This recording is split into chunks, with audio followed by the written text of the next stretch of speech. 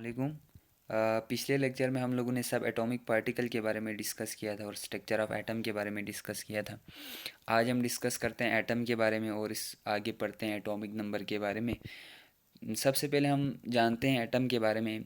तो हमने कहा था atom it is a smallest particle of matter. Matter की सबसे जो स्मॉलेस्ट जो छोटे जो ज़रात होते हैं जिनसे मैटर बने होते हैं, इनको हम लोगों ने एटम का नाम दिया था।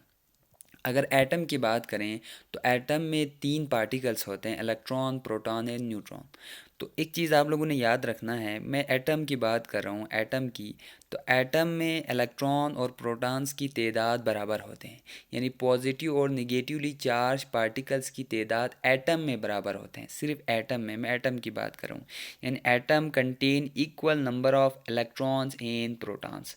इसका मतलब है कि अगर आपके पास एटम में 6 इलेक्ट्रॉन हो तो आपके न्यूक्लियस में 6 प्रोटॉन होंगे।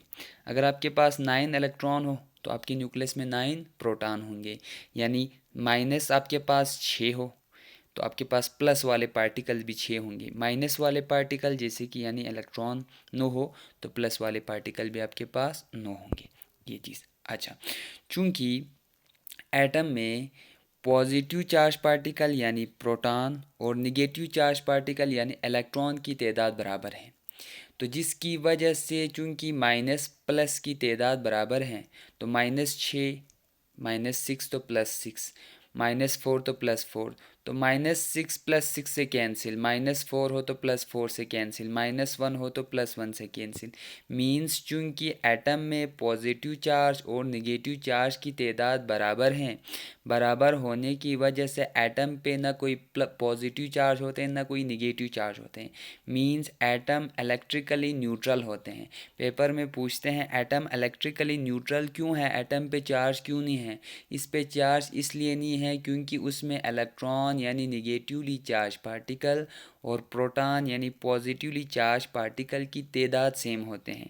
तो इसका जवाब है atom contain equal number of negatively charge particle means electron and positively charge particle means proton.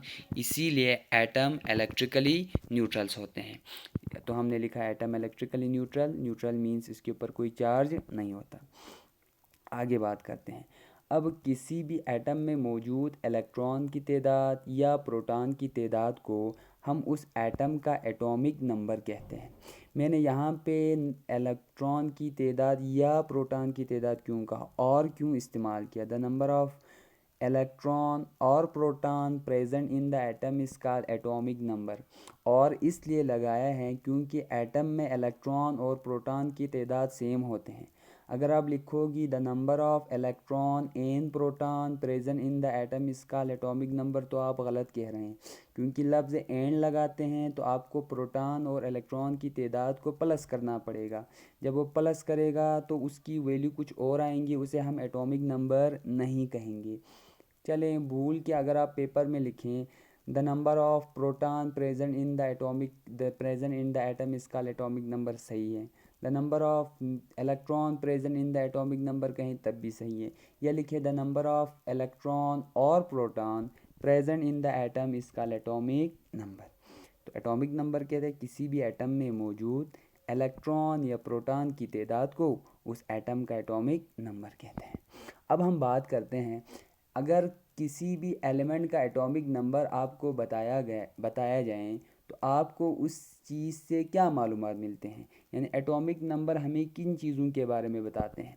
तो याद रखें, एटॉमिक नंबर हमें बताते हैं नंबर ऑफ़ इलेक्ट्रॉन के बारे में, नंबर ऑफ़ प्रोटॉन के बारे में। मतलब ये है जितना एटॉमिक नंबर होगा उतना ही आपके उस एटम में इलेक्ट्रॉन होंगे और उतने ही क्या होंगे, प्रोटॉन। तो atomic number is always equal to number of electron and number of proton. तो नेक्स्ट लेक्चर में इंशाल्लाह हम लोग डिस्कस करेंगे calculations of number of electron, number of proton and number of neutron, और डिस्कस करेंगे मास नंबर।